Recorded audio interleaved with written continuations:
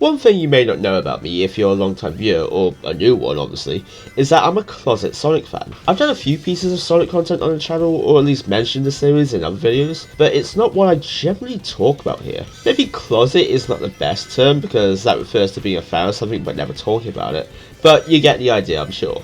Either way though, I've been a fan of the Blue Hedgehog for a long time at this point, but it's more been a case of as an observer. While I have played a number of the games, the ones I've actually finished you can count on one hand, and none of them are of the core series. Yeah, the only games I've sunk any amount of considerable time into have been the racing spin-offs, go figure. On that note, I love this trilogy so much by the way, it's otherwise the near perfect trilogy of games, and Transformed is the GOAT. As for the core series of games, I've played the usual suspects, like the original trilogy, all of which I basically demoed because I really don't remember getting far into them. In fact, I don't even know if I've played all three, but something within me is saying that I have, so I guess I'll listen to the voices in my head yet again. Anyway, I've played Generations also, the original one for that matter. I even did a mini-series of the game on my channel, only covering the Act 2s, and it's easily up there for my favourite mainline Sonic game. I played the original Sonic Colors, but essentially demoed it again at Friends, and I own Sonic Unleashed on the Wii, as well as both Sonic Adventures on PC, but I have yet to play them because Overwatch still has to be by the balls. Fuck, I mentioned Overwatch again. There's also the 9 Sonic Olympic Games series, these two in particular are the best ones IMO, and Sonic 3 Riders Zero Gravity, which is a game that exists.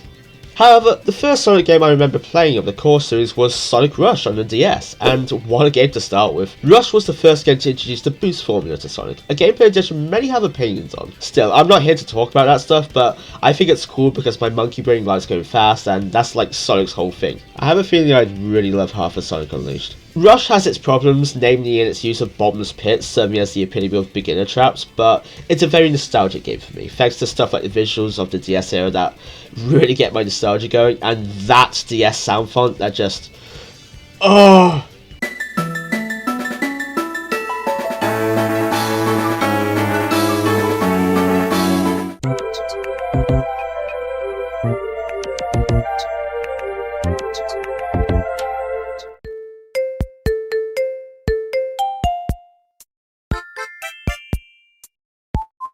Speaking of sound, this game has a killer soundtrack. Like, Rush is probably my favourite Sonic game OST to this day. An opinion very much rooted in nostalgia, mind you, especially of how most Sonic games are always goated when it comes to their music, except this one, but we don't talk about this one.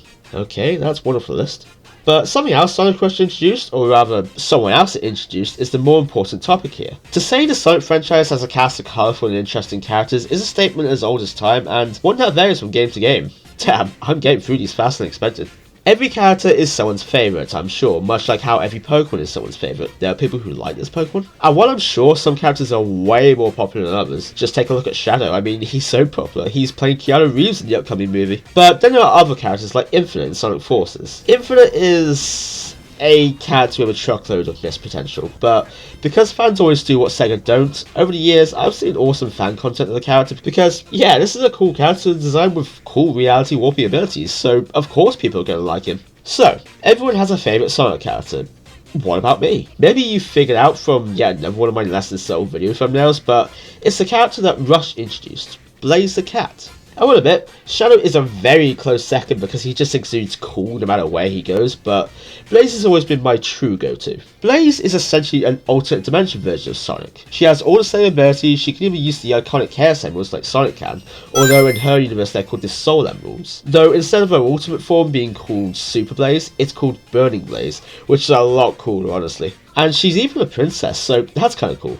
A character with a royal heritage. A cute little addition given how cats are often regarded in a royal sense. On the royal thing, you can kind of see it reflected in her design. She has a much more elegant appearance than other characters with her purple tailcoat, white leggings, white gloves with, I think, fur around the wrists and ankles, and these rose-tinted heeled ankle boots that are a slight variation of the shoes Sonic wears. Not to mention her fur colour being this nice lavender colour, a variation of purple, a colour associated with royals. All in all, a very regal-esque design that's really pretty to look at and serves as a nice, cooler contrast to Sonic's blue, red and white. In terms of gameplay, where Blaze differs from Sonic, though only in an aesthetic sense, is that she's a wielder of pyrokinesis, meaning she can use fire abilities at will, which in Rush appears as a flamethrower when she's boosting and is a little fire tornado thing when she jumps. So yeah, she's a cat who can use fire, hence the name. Rain the Dog. I mean, just think about that for a second. She's a royal heritage cat who can wield fire. Isn't that cool? Ironically, with fire-based abilities, Blaze is normally calm and collected, something that is the cause of her royal heritage, to uphold the image of royalty and all. But she's actually hiding her true feelings, no doubt about how things are run or just wanting more from life than the easy way, and because of this, she's kind of reserved, choosing not to open up to people. However, through Rush's story, she learns to open up and learns the true meaning of friendship thanks to spending time with Amy and Cream, because if you somehow don't learn the meaning of friendship after being around Cream the Rabbit for long enough, then I'm just going to assume you're a lost cause and your heart will forever be frozen, unable to be forward, doomed to a life of misery. That got dark fast, wow. So yeah, friendship conquers all at the end of the day. Rush wasn't a one-off appearance of Blaze, thankfully, because she's appeared in plenty of games since, spin-offs or otherwise, but unfortunately her most notable appearance since Rush was one game later in Psycho 6 when they retconned her story and killed her off, but that's not actually canon, so...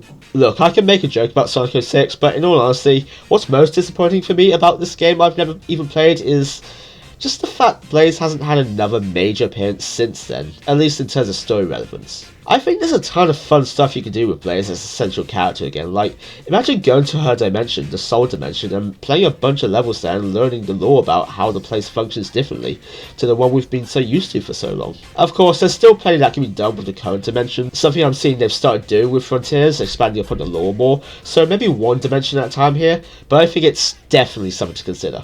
Now, Echotoss in the room, while I've only been talking about the game so far, I know Blaze has a more prominent role in the IDW comics, as does a lot of the cast, but there's so much here. I don't know where to start with all this, so I'll just recommend this video instead because these aren't my wheelhouse, as cool as they may be and for as cool as she may be in them.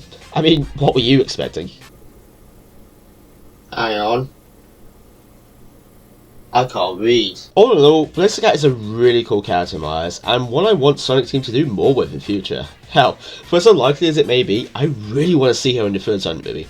Not to focus on the main story necessarily, but maybe like a background cameo appearance through some kind of Easter egg. Or even better, a post-credits scene that teases both her and Silver for the next movie. That'd truly be the best timeline. Alternatively, you don't even have to have Silver with her in the fourth movie. You could just rewrite the Rush story and have it lead into the story of 06 in the film after that, where Silver will then appear, also Blaze can have her own spotlight for a bit. Of course, there are bits of 06's story that will require rewrites, namely... you know the scene. But I think it could be done.